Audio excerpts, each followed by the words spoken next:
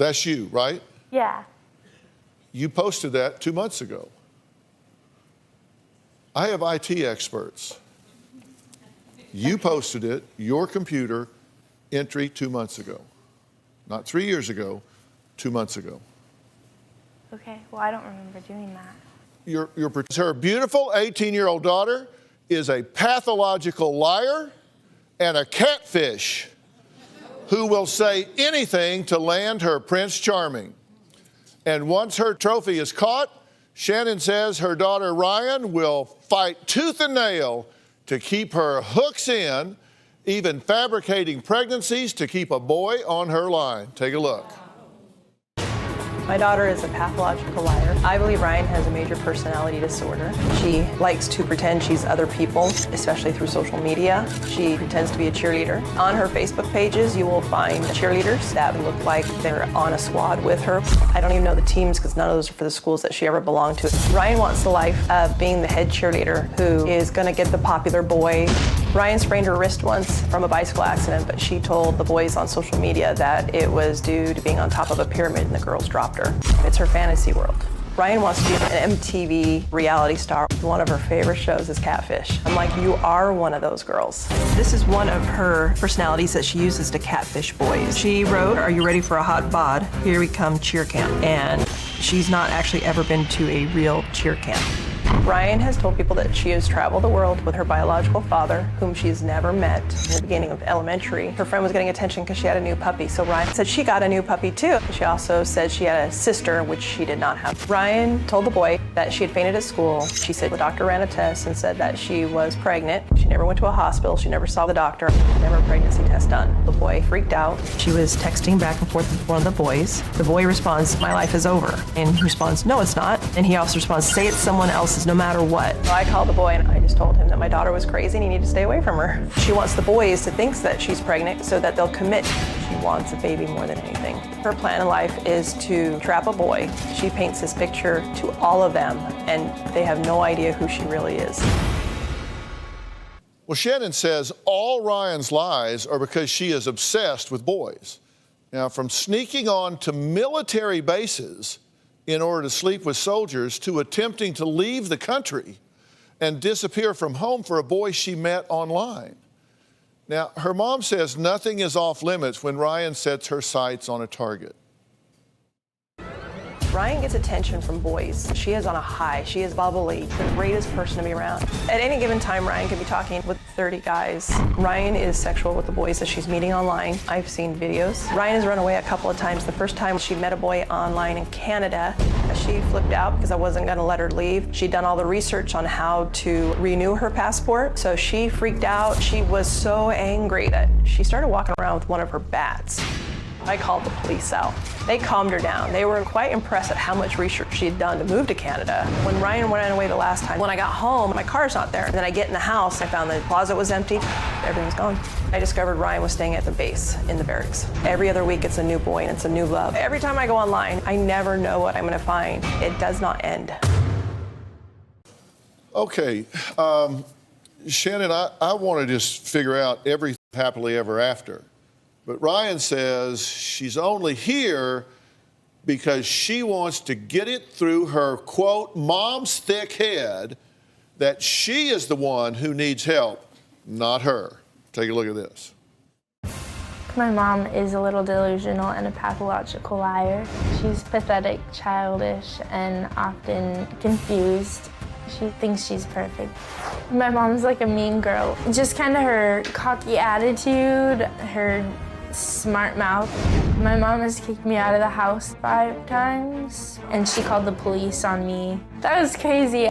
My mom and I got into a really big fight. I had to call Child Protective Services. We were pulling up to the stoplight, and we were still moving, and she opened the door and pushed me out of the car. My mom plays the victim. She uses all her stories saying that I'm some crazy, out-of-control teenager. My mom thinks I'm the devil, and it's crazy because I'm really not. And that's the thing, she's blaming everything on me. Her life, her past, her future, her present. My mom is always telling me that I need help, and I honestly believe that she needs help. Well, if she needs help, you've come to the right place. Because I want to get to the bottom of this and figure out exactly what's going on. You said that you actually feel sorry for her because she's so delusional. I do feel sorry for my mom. Yeah. You say the way she sees you is very distorted. Very, yes. Because we asked you how you would describe yourself, and you said, quote, I'm a typical popular girl, but a good girl, not a party girl, don't drink much. And she sees you kind of as a renegade that's putting yourself in harm's way on the internet and with boys and things like that. Seeing it from an outside view, it does kind of look crazy, but then when, in all reality, when you actually see me in those environments, when usually I'm just the babysitter and I take care of everyone. Yeah, I mean, you don't do that stuff. No, I like really she don't. says that you were like posting stuff up on Craigslist and sending out explicit videos and stuff, and you're saying absolutely not, you didn't do that. No. You've never posted on Craigslist. No. And you say you've not sent out explicit videos, sex videos, stuff like that. She's just delusional. Yeah. That's, Why would she say that? I don't know. But I mean, and you said she pushed you out of a moving car? She did. Boom. Yeah, we were coming up to a stoplight and we were in an argument and she like opened the car door and I was like, oh, okay, bye. And then my friend was like, dude, your mom's crazy. I was like, yeah, welcome to my life. Yeah. She says that she brought you here because she tells people that you love Dr. Phil, but in fact, you've only seen the show like maybe once. Yeah, I've watched your show maybe once. Yeah, okay, and for her to think all of that's one thing, and we'll get to that later, but why the Nuts. Recently, I found Ryan soliciting sex for money on Craigslist. Ryan was more than willing to participate with the gentleman and their request for the sexual acts. As long as she was getting paid, she was asking for $500 at least. One of the people on the Craigslist ad that responded wanted her to do homework, take a video of her performing on a guy. My daughter couldn't figure out how to get this, so she got one of her buddies to do a video. She just told a boy yesterday that we have an open house, stop by any time. I worry every day that she's going to either end up in sex trafficking or dead. You said 3 years ago you lied about being a cheerleader. Yeah. Okay, why did you do that 3 years ago? Because I was moving from Idaho to California. You're either going to be in a clique or you're not, and you're going to just be alone. So you did that 3 years ago. Yes. This is a portrayal on your profile that was posted just 2 months ago.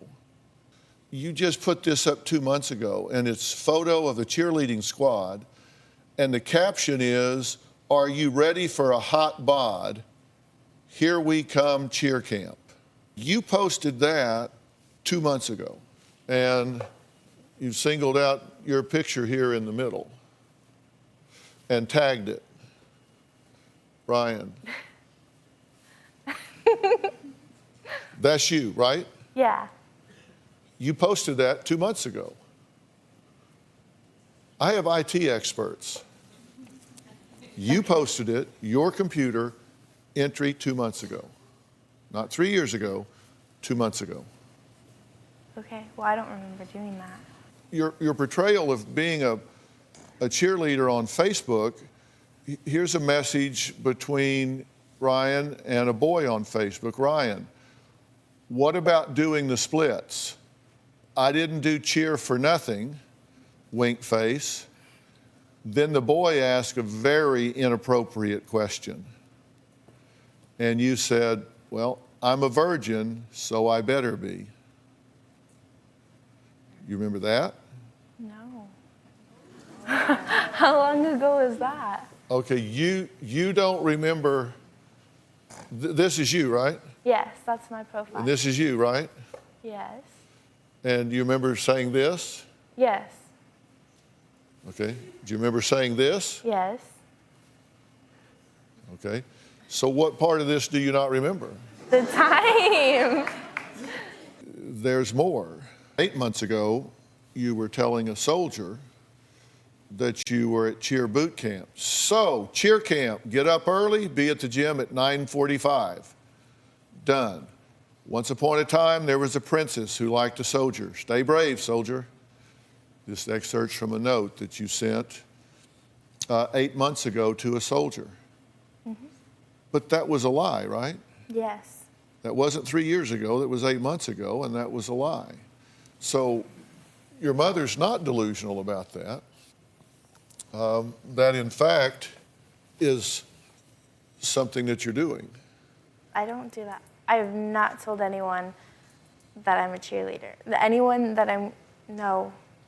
Not having a dad is something that my mom likes to blame all of my problems on. Literally, she'll say, you are obsessed over guys because you don't have a dad. And I'm just like, no, I like all these guys because I'm straight and I'm a female and I'm young. When did you meet your biological father? Like a year or two ago. Yeah. And where'd you meet him? I just kind of walked into a store and apparently he owns it. And I was like, okay. Yeah. What town? I don't remember. What state was it in? I think it was in Arizona. You met your biological father for the first time. For a brief minute. And it wasn't a memorable enough occasion that you even remember what state you were in. Because I don't really care. I mean, I was curious, but if I was that curious, I would have announced myself. He didn't know it was you. No.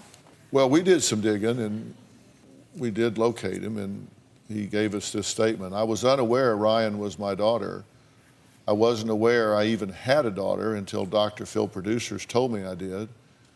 Shannon and I got in a huge fight 19 years ago, and I haven't spoken to her since. I had heard rumors Shannon had a child, but I assumed if it was mine, I would have been told.